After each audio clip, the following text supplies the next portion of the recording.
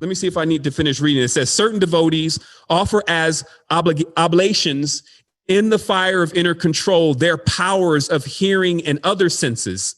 Others offer as sacrifice in the fire of the senses, sound and other sense objects. Okay. And what this is about when you get out of this external, I'm going to give God X. And this could be flowers, this could be tithes, this could be ghee, this could be offerings. What one will eventually get to is realizing the greatest thing that you can give to unlock your power is yourself. And it's basically throwing yourself into it. This is the perfect term. When they say throw yourself into it. So it's like you're throwing yourself, your old self, the programmed self, into the fire of your new self. So when people started practicing that externally, they started taking things like ghee and pouring it into the fire. Because inside of us, our fat is actually the combustive component, i.e. burning fat.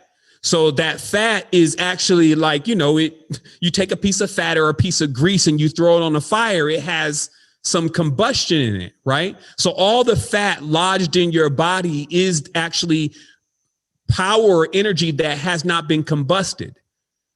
And this is why they're talking about yoga, not just the only principles of the physical yoga, but it is important to realize that what the physical yoga is doing is it's burning up the fat.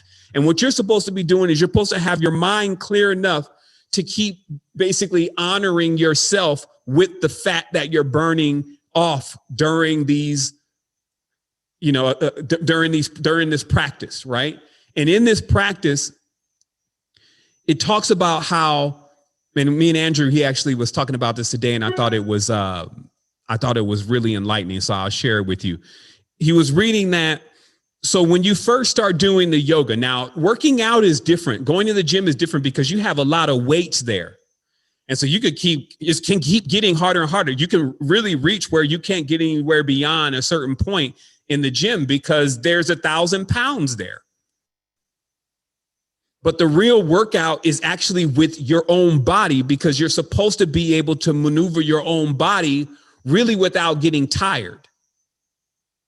So let's say, for instance, if you're practicing the yoga, to be able to go through a complete set without that's, intermediate to advanced set without being all tired and feeling like you're in an aerobic workout would mean that you have transmuted all your karmas. That's what yoga is really for. The pain that you feel in your body when you're doing the yoga and the tiredness that you feel are your karmas. This are the things that you've done to your body in this recent history of yours that kind of need to be undone if you wanted the most optimum vehicle. And that's what we're talking about here, just having the most optimal vehicle, ultra human.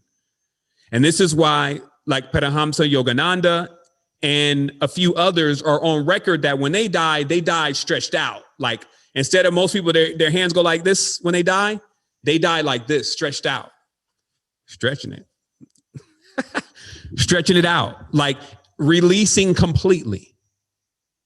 Not like, because as the body is getting older and it starts to hurt and you're in pain, those are the things that should be worked out in the yoga. Now, remember, there's different types of yoga.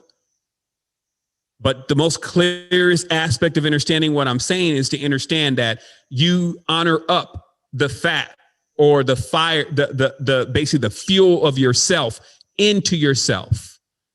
So you sacrifice yourself to yourself. Like, I need to get to another level. We're really going to have to do this time. This is not a game anymore. I need to get back inside. I need to get on the throne ASAP. And these are the methods. These masters have already gone through this.